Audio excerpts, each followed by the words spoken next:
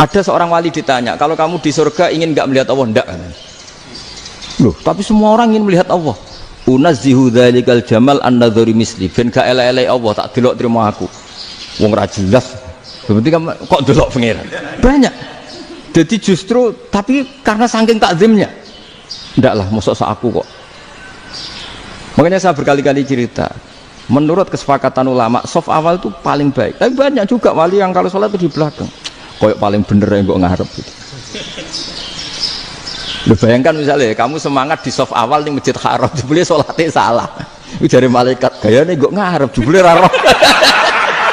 Ini di sini wong, jebule bodoh gitu. Gayanya gue ngarep, jebule. Coba orang kalau sowan Mbah Mun, yang berani di depan itu kan ya ketuanya atau jubirnya kan, yang merasa tidak pati pinter-pinter kan mesti di pojokan. Makanya hidup ini masalah, justru dengan hidup ini kita menjadi bodoh. Kenal pejabat penting, di duit penting, koneksi banyak. Cara pangeran sing penting ya eling pangeran iku, mergo iku sing mbok panen ning akhirat, liyane iku ora ono. Lan kula niku kadang ya kecewa. Mulane masyhur ngendikane sinten niku Abdul Qasim Al-Junaidi, dene muridnya ribuan. Ketika dia meninggal, ditanya di mimpi, muridnya tanya, apa yang manfaati bagi engkau ya Abdul Qasim? Wa ma nafa'ani illa rukai'atun roka'tuha indas sahur. Semua santri saya, semua pengaruh saya itu tidak ada gunanya semua. Yang ada gunanya adalah rukuk-rukuk saya kecil ketika waktu sahur. Tapi sekarang orang lebih senang pengaruh, enak dadi kiai gede. Pengajian wae sing nyangoni wae sing nyucup wae, nanti urusan singkit maya. Iku ora penting kabeh. Mulane kula niku tak latih roh saiki timbang roh kusuk ben zaman isen mbek pangeran. Jadi makanya yang rileks saja, sebenarnya agama ini santai, rileks, karena agama ini harus bifarohin wasururin. Nggak boleh agama ini dibawa dengan kekerasan, dengan antisosial. Karena agama ini harus kul bifadlillah, birahmati, fabidzalika falyafrah, harus senang, harus rileks. Makanya saya jadi kiai itu senang takutnya gini. Sekali saya tidak senang, jadi presiden buruk. Ternyata ada dua ngalim raina, itu contohnya. Sampai merengut, terus uripe susah, nanti orang tidak berani jadi orang alim. Makanya saya buktikan bahwa saya lebih bahagia di bang rektor. Nanti orang ingin jadi rektor semua, nggak ingin jadi orang alim. Terus kamu orang netral, masih netral ya tidak soleh-soleh banget, ya tidak fase-fase banget. Ya kayak kelas-kelas gini kan nggak soleh-soleh banget, nggak jelas lah bahasa pasnya itu nggak jelas. Bahasa Qurannya wa akhiruna atarafu bidunubihim kholatu amalan solihah wa akhara. Delok kiai ya gelem, delok wedok ya gelem. Konser ya teko, pengajian ya teko, ini jenis kholatu amalan solihah wa akhara saya. Jadi Quran sudah gambarkan. Makanya kelompok kayak kamu itu termasuk kelompok yang dibayangkan Quran. Tapi ya itarafu bidzunubihim, kalau malam ya istighfar, astagfirullahaladzim. Sudah pas lah gambaran Quran itu pas, sudah kamu partainya itulah jelas sudah. Kan kita nggak mungkin partai wa minhum sabiqum bil khairati bin wa ndak lah. Ambunin ndak kelihatan. Kalau kalian sudah wali pasti saya tahu, kan ada daftarnya. Wali itu ada daftarnya, ada anggotanya, ada apa? Ada membernya ya, betul ya. Buat ini kan argumentasi ilmiah. Saya ini seksine Gus Rom. Saya ini di antara muridnya Mbah Mun yang kompetitor ilmiahnya baik, termasuk kategori A. Kategori A. Masalah ilmiah loh, nah, masalah ubudiyah kok biasa. Tapi biasanya saya itu berkah. Nabi itu nggak pernah negur orang yang ibadahnya biasa-biasa saja. Yang ditegur adalah yang ibadahnya berlebihan, yaitu Abdullah bin Amr bin As. Ngerti sampai? Yang ditegur sama yang nggak ditegur itu baik mana? Yang nggak ditegur. Nabi itu tidak pernah negur orang yang ngimami pakai kulhu, tapi pakai Baqarah. Ditegur. Soalnya aku lagi partai kaum duafa nih. Ini suara sakit lebanon, tapi ini hak. Uwais Al-Qarni itu lam yaltaqi Rasulullah sallallahu alaihi wasallam. Walam yarahu. Hampir semua riwayat bilang Uwais Al-Qarni itu tidak melihat Rasulullah. Beliau itu sering nangis karena tetangga-tetangganya sudah sowan Rasulullah dan tentu mereka menjadi sahabat karena sudah sowan. Tapi Uwais Al-Qarni di ibu mokonge ra karuan. Ditinggal lu ra gelem, mokong cerewet ngamukan. Njuk nglayani Uwais Al-Qarni. Uwais Al-Qarni itu lebih berpegangan konstitusi bahwa birrul walidain terutama ibu itu amru Rasulillah, ummuka. Tapi apa yang terjadi? Uwais Al-Qarni yang tidak pernah sowan Rasulullah digelari khairul qurun Uwais Al-Qarni karena taat ning gone mandate Rasulullah ngene iku khidmah kalian enten ibu. Padahal boten di zamannya beliau sebetulnya menangi zaman Rasulullah, enggak sowan. Maksud kula Pak Hasan, dadi sing ora roh-roh ya aja terus sampean ngrasa luwih tinggi. Ketika Nabi sangat marah ya dengan mereka yang kafir, malah ada ayat turun laisa laka minal amri syai'un aw yatuba alaihim aw yu'adzibahum, bahwa wilayah mengampuni dan memaafkan itu wilayah Allah. Tentu kita secara syariat akan mengatakan yang injak itu salah, pasti itu. Kalau yang injak itu pasti salah, yang kafir pasti salah. Tapi jangan katakan kalau Allah tidak bisa menobati mereka. Lagi-lagi yang bisa mengertikan itu apa? Sanad. Kita ngaji di bab itu bahwa ada orang diinjak, ternyata Allah ketika yang sujud mengatakan wallahi la yaghfiru wallahu laka, demi Allah tidak akan maafkan kamu. Loh, mensifati Allah dengan satu sifat la yaghfiru itu Allah tersinggung karena Allah bisa yaghfir. Makanya ini penting sekali saya utarakan supaya kita ini bicara itu sesuai sanad. Karena andai kan tidak sanad, agama ini di logika, kemudian logika orang itu berbeda-beda. Maka kayak apa kacaunya? Yaitu sirinya apa?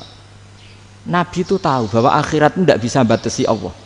Kamu tidak bisa nyemprit Allah. Allah, ini akhirat loh. Amal sudah tidak manfaat. Ingat itu. Tidak bisa seperti itu. Allah itu nggak bisa tunduk sama konstitusi yang bernama akhirat. Artinya Allah meskipun di akhirat tetap duwe hak yaf'alu ma yasa atau yaf'alu ma yurid. Nggak bisa kamu terus wah ini akhirat amal ra iso dikirim wong mati, amal ra iso dikirim. Ya pangeran kok mbok atur. Kalau kita yang mengirimkan tidak bisa, tapi kalau Allah tetap bisa. Makanya ada kiai mengatakan kodok qadar ora iso dirubah, itu kamu. Makanya ada seorang kiai ditanya, kodok qadar ora iso dirubah sekali dicatat selesai. Jari kiai tadi, tapi nak Allah iso. Dalilnya apa? Yang huwahu ma yasa'u wa yusbit. Nah Allah ya iso, sing ra iso kan kita. Nah, Nabi itu tahu betul meskipun akhirat itu Allah masih bisa dinego, saking baiknya. Akhirnya Nabi Sulaiman jago ditabrak truk kejet-kejet. Andai kan nggak disembelih pun mesti mati. Itu cara mazhab Syafi'i itu haram. Karena penyembelihan ini tidak menjadi penyebab kematian, tapi memang karena kecelakaan tadi. Tapi cara mazhab Imam Malik enggak. Andai kan nggak disembelih, matinya kan 2 menit lagi atau 1 menit lagi. Andai kan nggak disembelih, berarti mati sekarang itu bawaan pisau apa bawaan kecelakaan? Ya sudah halal gitu. Nah akhirnya ya saya bilang ya sudahlah kita semuanya mati. Jadi cara debat, cara Imam Syafi'i enggak, cara berpikir itu sudah tidak kehidupan yang normal. Yang dimana-mana penyembelihan itu mematikan yang hidup normal. Jadi agak ketat. Sehingga dalam contoh kemanian, kalau dalam bahasa Jawa nyembelih agak sempurna terus pesonya jatuh atau apa itu, kalau pakai mazhab Syafi'i agak kesulitan. Jadi kalau mazhab Malik asal diselesaikan cara fauron dan juga sebagian mazhab Syafi'i itu halal. Nah orang begini, ayat itu kan ditutup wama fa'altuhu an amri, ya saya maknani wama fa'altu lan orang nglakoni ingsun hu ing kabeh sing kasebut an amri mergo kepinginanku ingsun. Jadi saya melakukan itu semua bukan karep saya sendiri. Jadi Khadir sendiri itu kamu untung tidak nekuni tafsir. Kalau nekuni tafsir yang kamu soal bukan Nabi Khidir, karena Nabi Khidir itu hanya satu orang. Yang kamu soal harusnya Israel.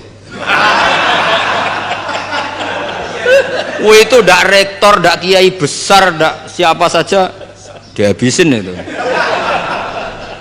Nah Khadir itu bukan Nabi syariat, kira-kira mirip kayak Israel. Karena beliau bukan Nabi syariat. Jadi ini agak aneh kan orang nekuni tafsir kayak saya sampai berjilid-jilid kitab. Saya kemarin mata saya agak sakit karena saya nangis itu sudah 2 hari. Bukan mikir sampean tapi mikir ilmu ini harus ada yang mempertahankan. Sama kiai sama umat itu, kalau kiai kan punya syafaqah sama umat, maka inginnya umatnya dimaafkan. Tapi kalau kubu sebelah inginnya mengkafirkan, mendosakan, membid'ahkan. Nah, itu bisa diharap nggak umat mau kembali, malah lari.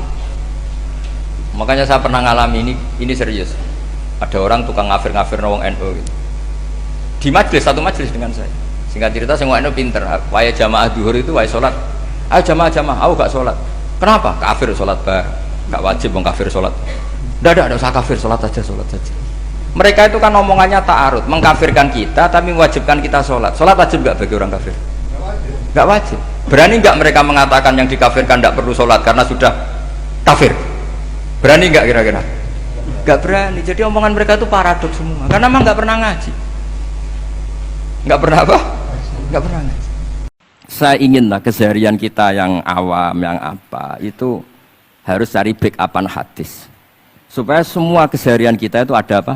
Sanad. Misalnya sampean kalau malam itu nggak bisa tidur, tahajud ndak, witir ndak, ya mutolaah ndak. Tapi lihatlah itu sebagai tarkul ma'asi. Apa tarkul ma'asi? Alhamdulillah malam ini saya ndak zina, ndak maling, ndak dugem. Coba kalau kamu malam-malam di kamar, itu namanya apa? Ndak tahajud, ndak witir kan? Tapi kamu harus syukur karena itu tarku zina, tarku sarikoh, tarku kada wa kada. Supaya kamu tetap syukur sama Allah Ta'ala. Ithmamin mubahin ila wa yatahaqqaqu bihi tarku haramimma. Setiap mubah yang kita lakukan pasti di saat itu ada haram yang kita tinggalkan. Makanya dulu banyak orang-orang soleh yang semalaman tuh guyon sampai pagi.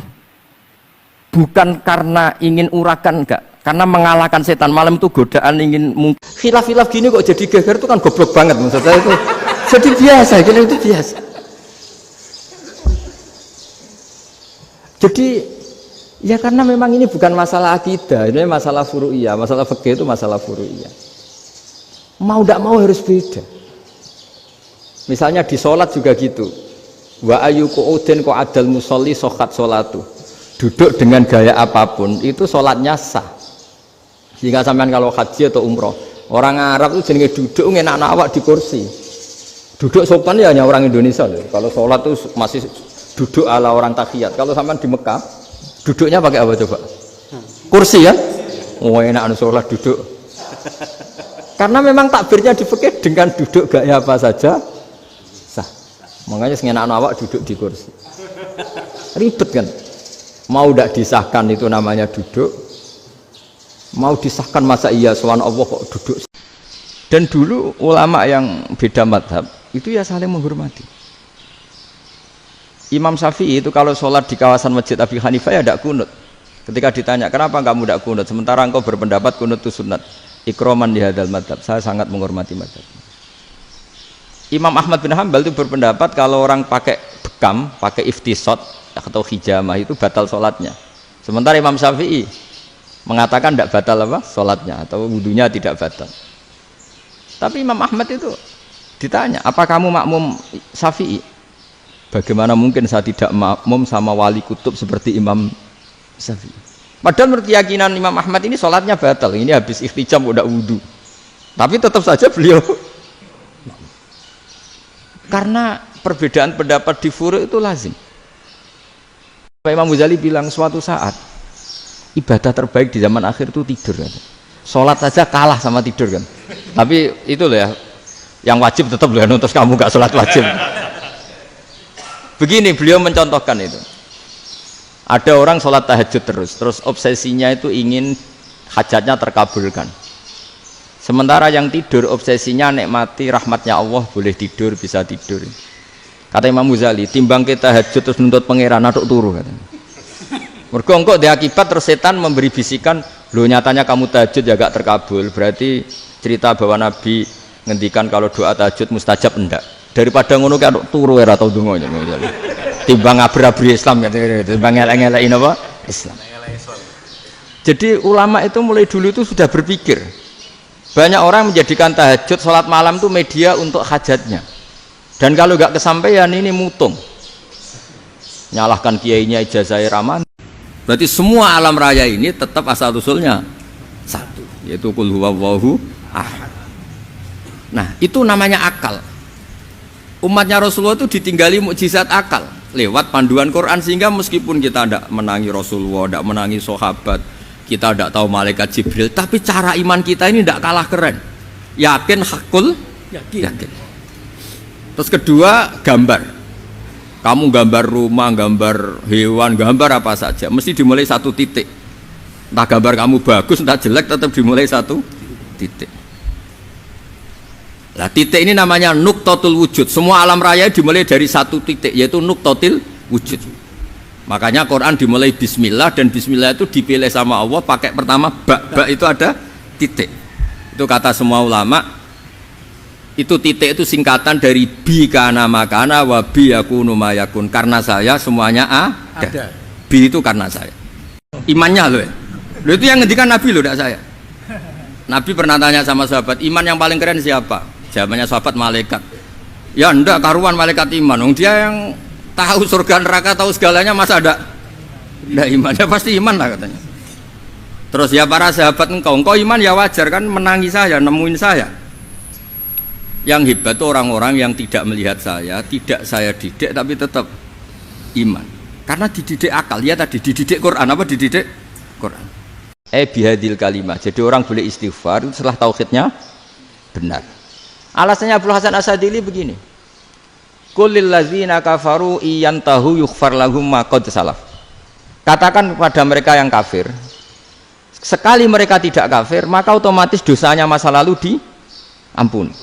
Pertanyaannya, yang bisa menghentikan kekafiran itu kalimat apa? La ilaha illallah. Dengan hanya melafadzkan la ilaha illallah Muhammadur Rasulullah, langsung yughfar lahum ma qad salaf, langsung dosanya diampuni. Berarti yang menjadi pengampun dosa lah, penyebab pengampunan itu apa? La ilaha illallah. Itu bahkan orang kafir belum istighfar.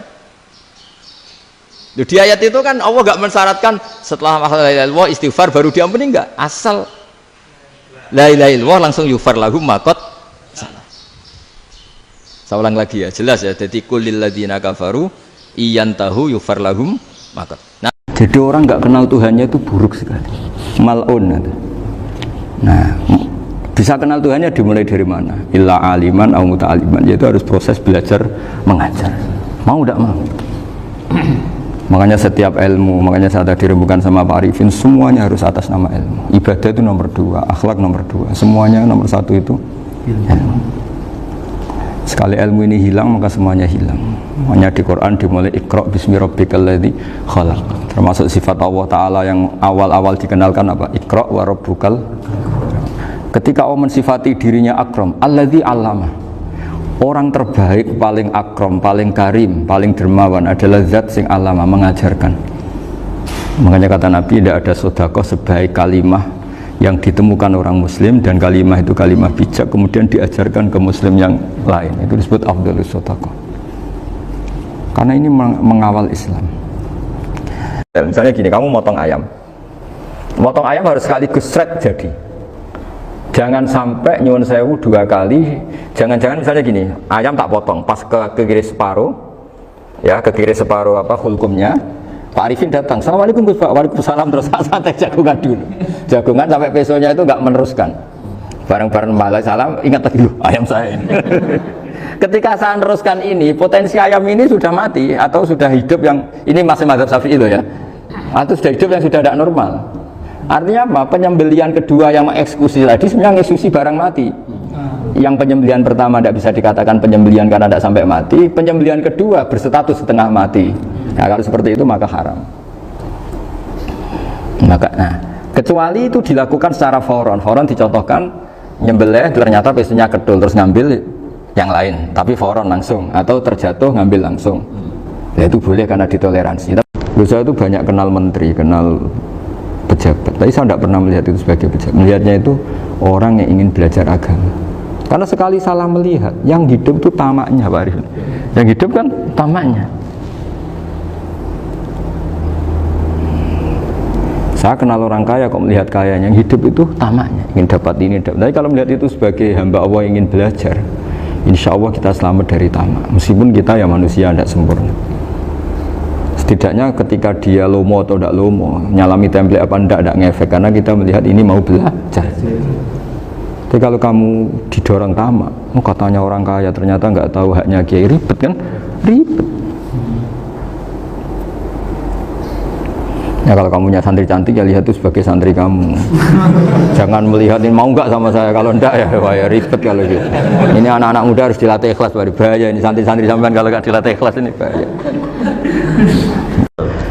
Nah itu sisi-sisi fikih. Makanya ini kita ngaji fikih tidak segampang itu memberi fatwa karena pertimbangannya banyak, Pak. Tidak hitam putih. Tidak hitam putih gitu maksud saya, ini cerita. Jadi nanti kamu ngerti. Jadi mau apa coba? Itu kan ibarat gini. Hukumnya kita ngajar perempuan itu masalah sebetulnya secara karena itu ajnabiyah. Tapi fikih mentoleransi li ajli ta'lim karena untuk belajar enggak apa-apa. Kalau sudah jadi fakta itu ribet. Dia maunya belajar sama kamu dan sekali kamu tidak mau belajar ke yang lain yang potensi menyesatkan. Jadi fikihnya bukan masalah nazar lagi, sudah penyelamatan. Ribet kan kalau sudah begitu. Itu kan ibarat perdebatan antara kepiting sama yuyu. Yang menghalalkan kepiting itu mengharamkan yuyu. Tahu yuyu yang kecil di sawah ya. Tak tanya kenapa yuyu halal, karena amfibi Gus, bisa hidup di dua alam. Memangnya kepiting enggak? Oh beda. Ternyata beda maksudnya. Eman Gus kalau haram. Eman kan kalau yuyu haram kan enggak ngefek kan, kecil. Ini mufti kok. Oh udah kadang halal, udah kadang makan selama ini. Iya selama ini udah kadang makan itu. Makanya banyak kiai yang mengharamkan kepiting sebetulnya, tapi minoritas kan? Minoritas. Tapi yang mengharamkan yuyu mayoritas, wong kecil aja. Jadi kita ribet ikut siapa? Gitu. Ini ada di Bukhari. Karena ini ngaji di Jakarta. Kalau orang nggak tahu hadis juga tanya ini sahih enggak? Gitu. Wong nggak tahu kok tanya itu aneh. Padahal kalau dibodoni itu ya nggak tahu. Tapi ya tetap tanya hadisnya ini sahih enggak? Ini kata kiai apa kata nabi ini ya? Memangnya kata nabi kamu dengar kan ya lewat kiai. Nah, tanpa ngerti asbabun nuzul kamu akan mengartikan fa'i nama tuwal fasamma wajwa itu salah. Karena di situ kamu menghadap mana saja, maka di situ ada ridhonya Allah. Maka para ulama memberi catatan, maksudnya begini, kamu menghadap kemana saja, asal itu yang diperintahkan Allah, maka di situ ada ridhonya. Harus seperti itu maknanya, disesuaikan dengan konteks asbabin nuzul. Tanpa seperti itu tidak bisa. Dan masih banyak lagi kepentingan tentang asbabin nuzul. Jadi problem sekarang adalah banyak mufassir yang hanya mengartikan dari terjemah. Itu bahaya sekali. Jika ada orang yang menikah secara mut'ah, itu kan mirip kayak transaksi zina. Saya beri mukaddimah ya, misalnya gini, ada orang mabuk di jalan. Itu dia melakukan kemungkaran, jelas mabuk. Kadang-kadang ibunya itu solihah, keluarganya soleh, ikut majelis taklim. Dia mungkin tersiksa karena keluarganya mabuk, atau mereka keluarga tersiksa anaknya mabuk. Tapi tersiksanya hanya mabuk saja. Tapi gara-gara kamu nahi mungkar secara serampangan, kamu tegur, malah dosanya bunuh Anda. Ini namanya apa? Nahi mungkar sing yu'addi ila ma huwa akbahu minhu, atau angkaru minhu, atau syarrun minhu. Kamu nahi mungkar tapi tanpa perhitungan sehingga melahirkan mungkar yang lebih dahsyat, yaitu pembunuhan. Di antara syarat kewajibannya nahi mungkar itu aturannya jangan yu'addi ila mungkarin sing akbaha minhu atau syarron minhu, jangan sampai mendatangkan kemungkaran yang lebih apa? Buruk. Ketika keluarganya dengar anaknya mabuk mungkin masih bisa mentoleransi, tapi kalau dengar bunuh kiai atau bunuh orang yang sangat dihormati karena ditegur lebih tersiksa. Begitu juga misalnya ada orang yang sering datang ke masjid itu berjamaah sholat, tapi pakaiannya masih agak-agak gimana gitu. Cara papa ngerti ya agak gimana gitu. Dan ternyata kalau ditegur malah nggak sholat. Nah ini kan kita punya perhitungan ya. Kalau ditegur nggak sholat, kalau dibiarin tetap sholat, mendingan nggak negur. Asal di hati kamu jangan-jangan nanti nggak ada pemandangan kalau ditegur, lah itu yang mulai masalah kan.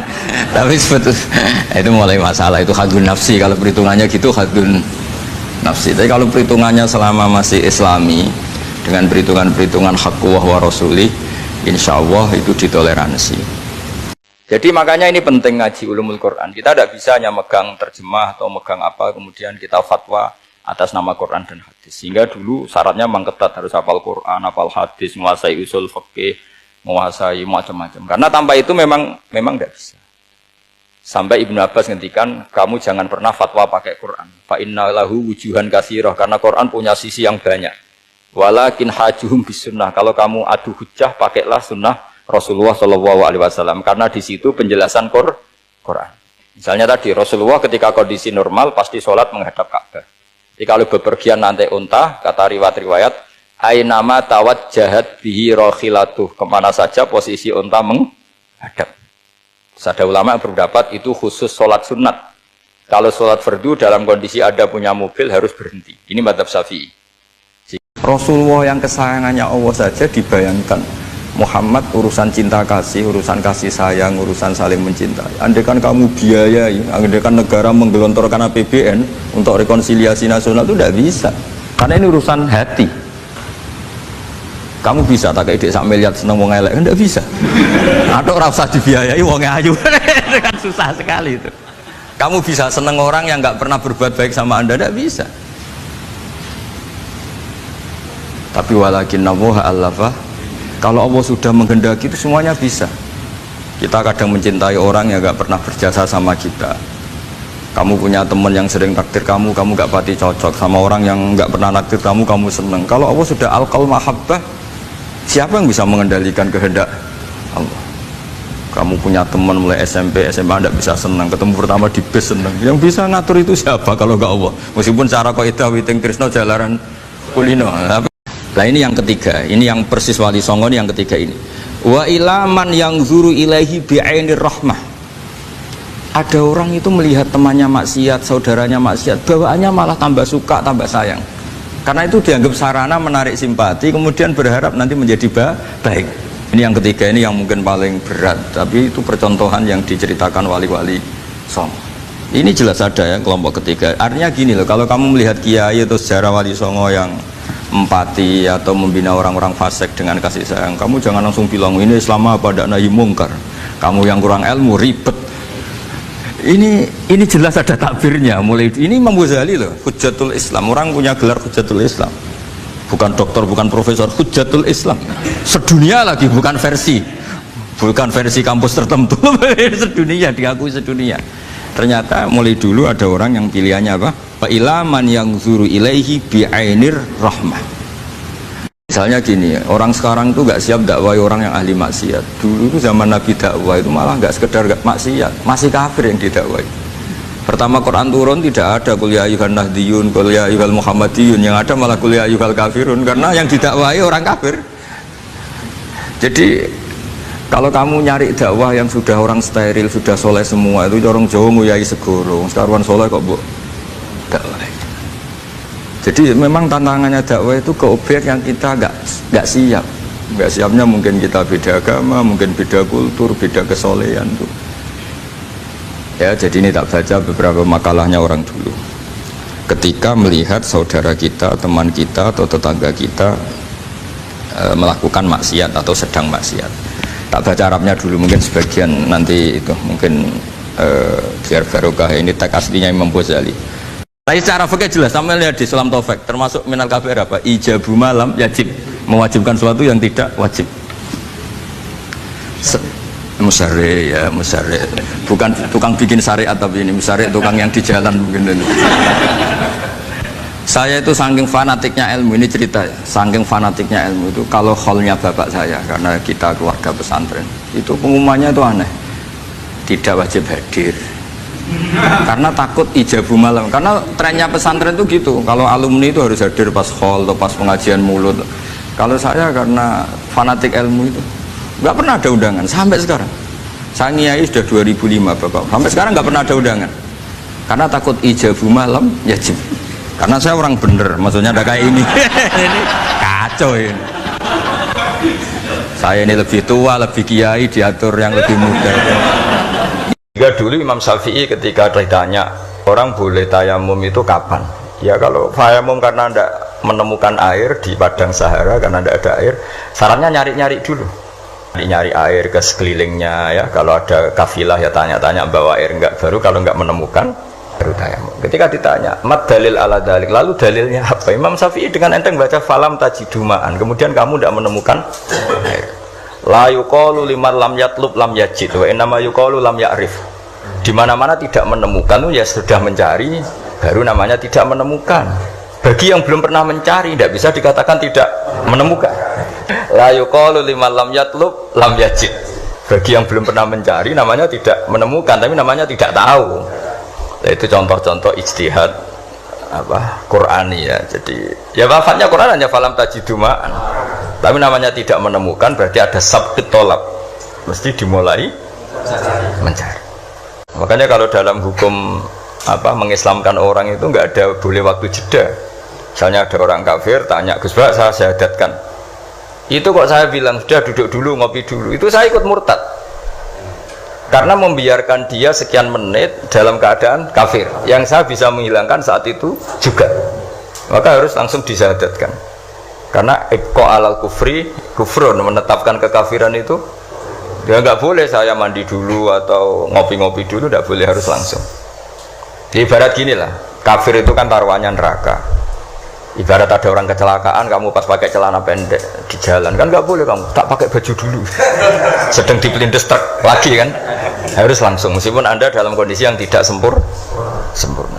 Nah resikonya tadi pas kamu bikin kopi ternyata orang itu mati, berarti matinya mati kafir. Yang andai kan langsung kamu talqin syahadat, dia mati Islam. Loh, saya ini punya pengalaman pribadi, saya ini kan kecelok orang alim itu. Kalau pernah ya saya itu berusaha ya pokoknya ya umumnya orang alim lah, tenang terus anteng, nggak gejlok-gejlokan, itu nggak ada yang tanya. Saya mimpi ketemu beberapa ulama itu disalahkan, terus umat saya kalau mau tanya itu ke siapa, wong alim wis wibawa, meneng tambah banget wibawanya. Kepala Quran sering gejlok rektor macam-macam, terus wong wanita kok, saya biasa ke pasar Pandangan dicegot orang, Gus putri saya itu sering keluar darah tapi melebihi batas haid gini-gini, kalau badhe sowan jenengan, gak usah sowan ning kene mbek ngadeg-ngadegan. Terus tanya, yang haid berapa hari Gus? Ya supaya rudat ilal adat sebelum dia punya penyakit istihadah itu berapa? 6 hari ya sudah, kembali 6 hari lainnya mustahadah, tetap sholat, tetap normal.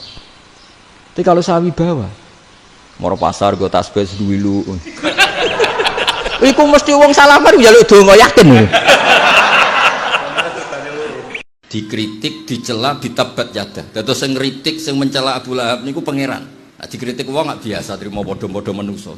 Sing ngritik ku pangeran, sing nyalahno ku pangeran. Tapi dia amal maulid niku merdekakno sinten? Suwaiba. Niku untuk barokahe hormat Rasulullah sallallahu alaihi wasallam. Ja ingkang teka padha muhu apa nyelo Abu Lahab ditabat yadah kelawan surat tabat yadah. Fil jahimi ing dalam neraka jahim mukhallatan hale diabadekno. Jadi orang yang dapat jatah neraka selawase mawon untuk barokah napa? Maulid.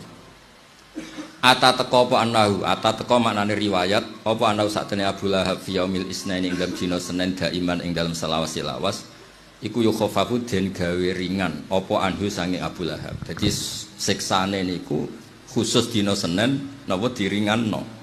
Mergo lisururi krana seneng bi Ahmad lan Nabi Muhammad sallallahu alaihi wasallam. Lah di sini Pak Ainur Rahim Fakih yang sering kita beda ya. Misalnya ini bukan meng-NO-kan yang Muhammadiyah atau Muhammadiyahkan NO, karena kalau kita ini biasa saja. Orang NO ya pasti Muhammadiyah kan umat Kanjeng Nabi Muhammad sallallahu alaihi wasallam. Orang Muhammadiyah ya pasti dengar NO lah karena gerakannya ulama. Masa tidak mendengar ulama? Tapi setelah jadi ormas ini jadi yang NO tidak Muhammadiyah tidak NO. Misalnya kamu NO ditanya Allah, akun tamin umati Muhammad, ya naam. Itu bahasa Arab umati Muhammad itu. Terus Muhammadiyah tak kok iki anut sapa ya anut ulama. Jadi tapi wong nganggur geger rasane. Nah kita termasuk yang enggak nganggur jadi rapati geger. Saya beri contoh. Terus kamu orang netral. Maksudnya netral ya tidak soleh-soleh banget, ya tidak fase-fase banget. Ya kayak kelas-kelas gini kan enggak soleh-soleh banget, enggak jelas lah bahasa pasnya itu enggak jelas. Bahasa Qur'annya wa akharuna atarafu bidunubihim khalatu amalan sholihah wa akhara. Delok kiai ya gelem, delok wedok ya gelem. Konser ya teko, pengajian ya teko, ini jenis khalatu amalan sholihah wa akhara saya. Jadi Quran sudah gambarkan. Makanya kelompok kayak kamu itu termasuk kelompok yang dibayangkan Quran. Tapi ya itarafu bidunubihim, kalau malam ya istighfar, astagfirullahaladzim. Sudah pas lah gambaran Quran itu pas, sudah kamu partainya itulah jelas sudah. Kan kita nggak mungkin partai wa minhum sabiqum bil khairati bin wanda lah. Ambunin ndak kelihatan. Kalau kalian sudah wali pasti saya tahu kan ada daftarnya. Wali itu ada daftarnya, ada anggotanya, ada apa? Ada membernya ya betul. Jadi makanya yang rileks saja. Sebenarnya agama ini santai, rileks. Karena agama ini harus bifarohin wasururin. Enggak boleh agama ini dibawa dengan kekerasan, dengan antisosial. Karena agama ini harus kul bi fadlillah bi rahmati fa bidzalika falyafrahu. Harus senang, harus rileks. Makanya saya jadi kiai itu senang takutnya gini. Sekali saya tidak senang jadi presiden buruk. Ternyata ada dua ngalim raina itu contohnya. Sampai merengut terus uripe susah. Nanti orang tidak berani jadi orang alim. Makanya saya buktikan bahwa saya lebih bahagia di bang rektor. Nanti orang ingin jadi rektor semua, nggak ingin jadi orang alim. Penyembelian itu harus pakai bismillah. Kalimat harus ini harus dengan arti taruhan sah tidak sah. Apa harus sebagai etika? Apa harus sebagai supaya kebiasaan baik ini bertahan? Saya ulang lagi ya. Misalnya Pak Arifin dawuh teng jenengan cung nak nyembelih pitik kudu maca bismillah. Kalau kamu memotong hewan harus baca bismillah. Kata harus itu apa artinya syarat sah sehingga kalau tidak baca tidak sah.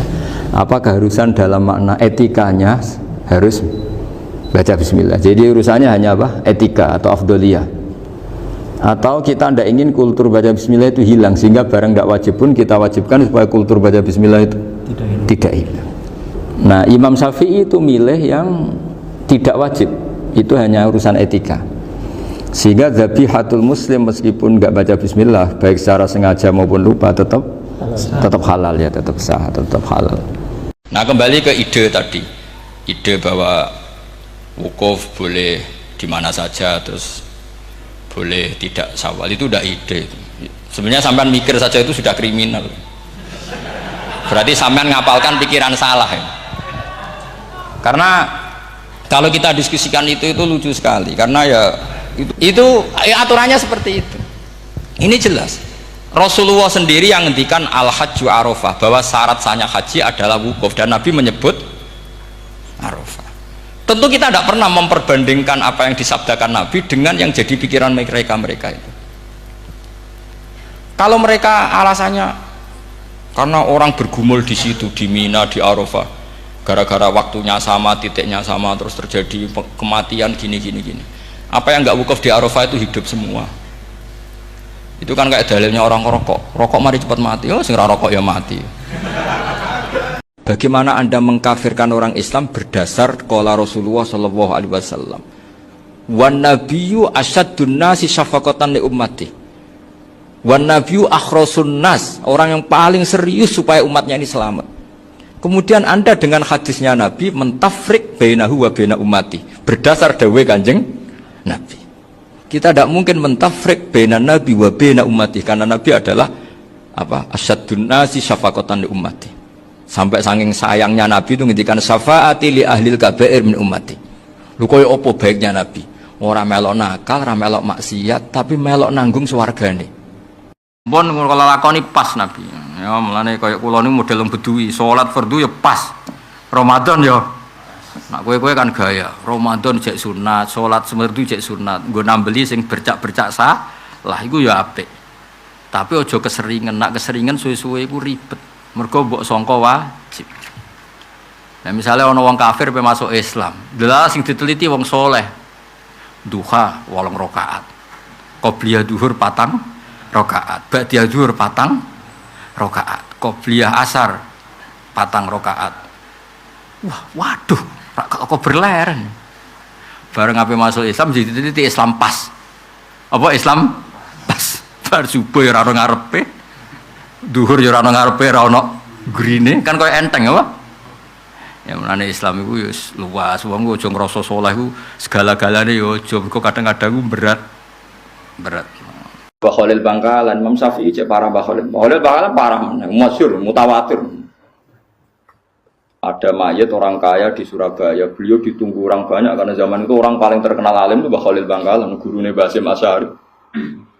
Siapa yang enggak kenal Mbah Khalil Bangkalan? Syekhona Khalil. Bareng toko dinteni wong akeh kon nalkin mayat wong ngene tok. Ya Ji, aku sibuk pe mulang. Wah nak ditakoki malaikat muni ngenteni aku ya ora. Ya wae nak takoki malaikat muni ngenteni ketua rombongan ya sak mulah. Sing ora tok. Ora ono mangane loro yo terus wong alim. Piye maksudnya? Lalu kabar-kabare Pak Khalil itu akhirnya jawab ketika ditanya para kiai. Lah nak jenengan takoki kau yang ngenteni ketua rombongan jam Nabi Muhammad.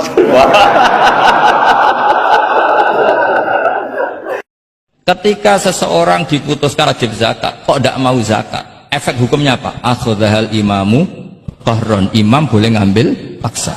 Atau kalau mustahik itu nyuri dengan kadar yang memang jatahnya la tuqta'u yadu. Mergo ana syubhatul milki. Jadi, paham ya? Jadi sampean misalnya fakir, tanggane Pak Khalidin gak gelem zakat, nyolong jatah.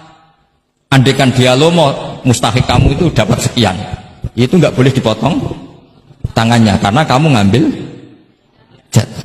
Jadi itu fikih. Jadi fikih itu konsisten. Misalnya nyuruh saya ada santri sarang yang nakal, itu saya tidak berani komentar karena saya tahu Mbah Mun itu sangat mencintai santrinya meskipun yang nakal. Saya melihat sendiri, bukan jari ada santri yang cara pelaturan pondok itu diboyong karena nakal. Itu Mbah Mun ngendikan begini. Ya jeng yo ke diboyong cara aturan pondok. Nah aturane pangeran ngger kowe tobat dadi wong apik ya dadi wong saleh. Ya kowe kudu tetep sering rene, tetep santri kudu dunya akhirat. Soal pondok ya ben ana aturan, ben pancen kowe nakal nemen ya diboyong, tapi kowe tetep wong apik.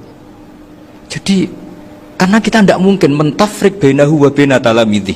Kita tidak mungkin mentafrik baina nabi wa baina ummati karena nabi adalah apa? Asyadun nasi syafaqatan li ummati. Sampai saking sayangnya Nabi itu ngendikan syafaati li ahlil kabair min ummati. Lho koyo apa baiknya Nabi? Ora melok nakal, ora melok maksiat, tapi melok nanggung swargane. Allah itu akan menindak apa yang kamu perbuat oleh hati kamu. Bima kasabat qulubukum. Sekarang begini, kamu melihat orang koruptor misalnya, punya uang miliaran, terus kamu kagum, wah enak jadi koruptor, uangnya banyak, bisa apa saja kesampaian. Kata itu adalah menjadi maksiatul qalb, hati kamu maksiat. Karena kenikmatan cara Allah ya taat, mestinya iku iri. Wah, wong kok senenge pangeran ngono, seneng sujud, seneng tahajud, wong kok senenge ibadah. Nah, cara pandang Anda yang salah ini nanti juga dihisab karena kamu mensifati sesuatu yang dibenci Allah. Korupsi itu dibenci Allah, kamu sifati enak. Maksiat dibenci Allah, kamu sifati enak. Kalau kamu orang yang baik, sifati enak ya taat. Disebut walakinna wa habbaba ilaikumul iman wa zayyanahu fi qulubikum. Orang baik itu orang yang cara pandang ya baik.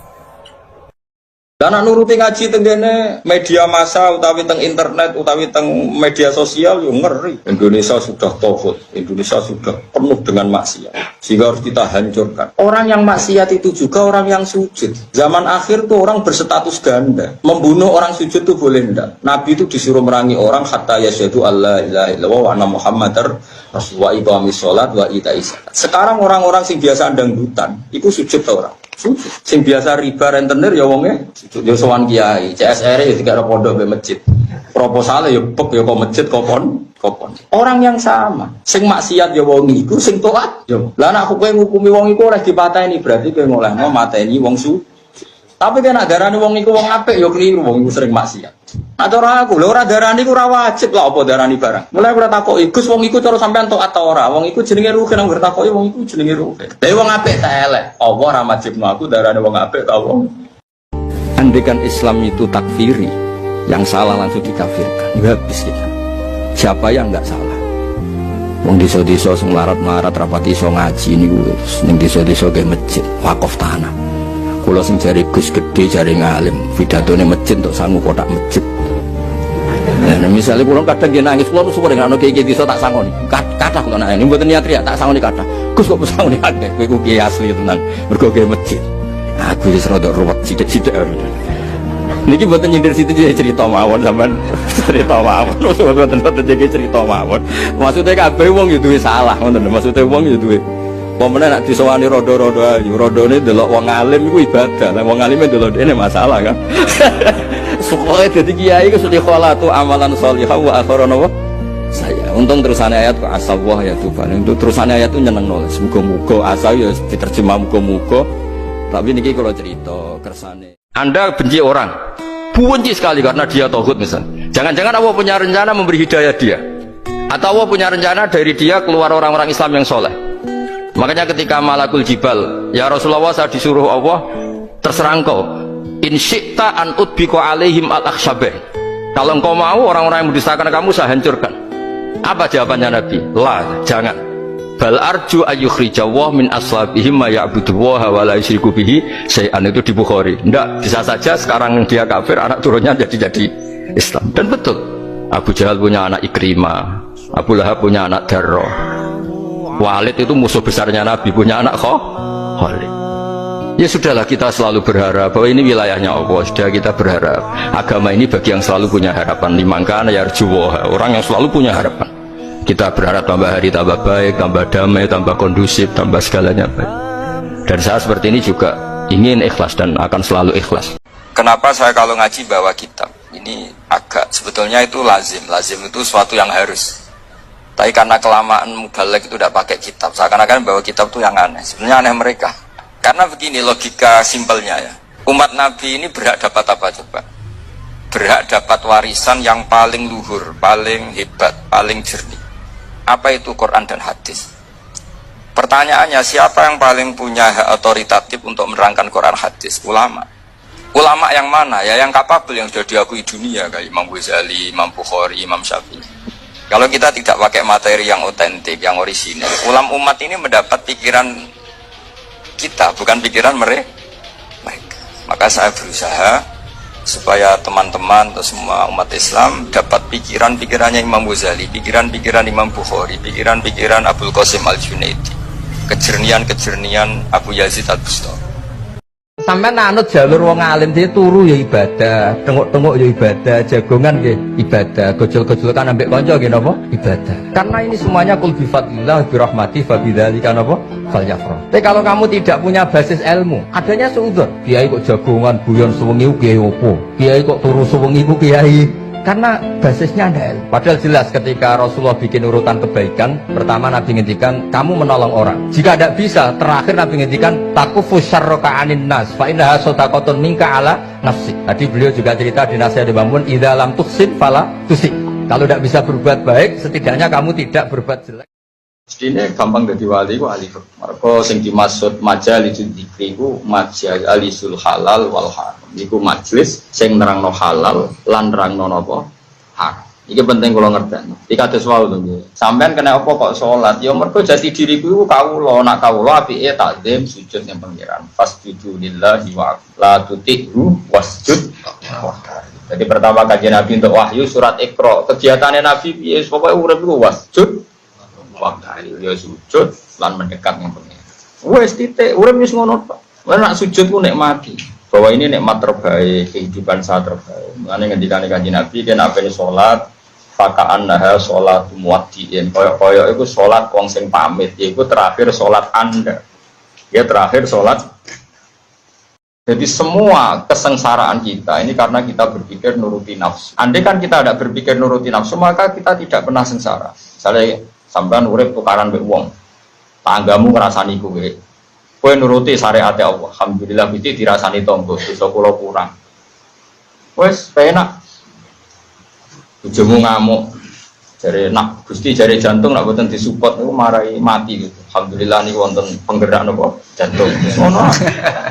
Pokoke sing seneng urip ku sing seneng. Misalnya terdir diutang, jari tiang-tiang Gusti Rawang ra diutang ora kreatif. Menawa jaga akeh lho. Pokoke ngono kabeh delok positif. Ngene jari Imam Ghazali termasuk pintere setan, wong nak salat maca Quran dielingno akhirat, akhire lupa ayat sing dibaca. Padahal ayat sing dibaca iku muji-muji Allah. Kowe ora peduli. Maca alhamdulillah rabbil alamin. Mestine kan ki bangga bahwa segala puji milik Allah. Dan Allah itu Tuhan semesta alam. Orang-orang zat sekuat Allah. Tidak ada selain Allah kecuali dalam kendali Allah. Tidak ada sesuatu yang di atas Allah. Mestinya hatimu kan ngono, malah ora. Gusti kok sementing swarga, penting swarga zat rabbil alamin ora dimaknani Rahman Rahim. Wah, iku kurang ajar tenan yakin kita jamin. Nah, seperti itu tidak boleh. Sampeyan tak critani Aisyah niku putrane Ja'far Shadiq. Ja'far Shadiq Sayyid sing terkenal. Mboten Aisyah sing garwane Nabi, Aisyah binti Ja'far Shadiq. Nak wiridan ngene, Gusti atek kula mlebu neraka. Kalimat la ilaha illallah tak eler-eleren neraka. Tak umumno nek penduduk neraka iki lho delok ana kalimat ngene sucine kok ning neraka. Ora yo ora pantes ya. Wiridane ngono tok. Tiap hari wiridan ngono. Ku dadi wali gara-gara wiridan. Malaikat kok tak goblok-goblokno iki lho ana kalimat thayyibah kok ning neraka. Pikir to pantes ta ora? Saking yakine kalimat iku ora pantes ning neraka. Anjan kalimat la ilaha illallah mergo miftahul jannah. La ilaha illallah. Jadi jangan kira orang-orang yang husnudzon memang mendekati sombong kan. Karena ekspresi manusia terbatas, kadang husnudzon mirip sombong. Lah, ketika tawaduk mirip putus asa. Lah itu masalahnya manusia. Karena kita tidak cukup punya bahasa. Manusia pasti terbatas. Angger seneng mesti mirip sombong, angger pede mesti mirip sombong. Makanya saya pernah debat. Pak Nabi itu cingkrang. Kenapa orang-orang itu rata-rata tidak cingkrang? Saya bilang, Nabi itu hidupnya di Mekah. Kenapa Anda hidup di Indonesia? Iya, Nabi itu hidupnya di Mekah. Terus saya tanya lagi, Nabi itu hafal Quran, kamu udah hafal? Saya hafal Quran. Kalau cingkrang gampang, karek ngetok kata saya. Iya, kalau ada sunnah Rasul, Nabi hafal Quran enggak? Hafal kan? Berarti kalau ikut sunnah Rasul, hafal Quran. Jangan cingkrang tok, ya hafal apa? Ya sama poligami juga gitu yang tadi diceritakan Mas Natif itu. Nabi itu poligami setelah Khadijah meninggal. Apa mereka mau nunggu istri pertama meninggal? Kalau ingin persis loh, kalau ingin persis nunggu istri pertama meninggal. Ah, iya. Tidak mau juga kan? Semua yang ada diri kita itu adalah alat ibadah. Jadi meripat, uang belok uang alim, bodoh karo ibadah sekian tahun. Kok gue duwe irung, ibu sujud. Mau dicangkem, bodoh mangan. Baru kayak mangan kayak kuat sholat. Baru kayak cangkem kayak iso wiridan. Semua ini sarana kita ilallah, maka kamu jangan pernah tidak sayang sama diri kamu. Jadi ulama-ulama nafsuka mati yatuka farfuk bila, kamu harus sayang karena semua yang ada di kita adalah alat kendaraan kita menuju ilallah subhanahu.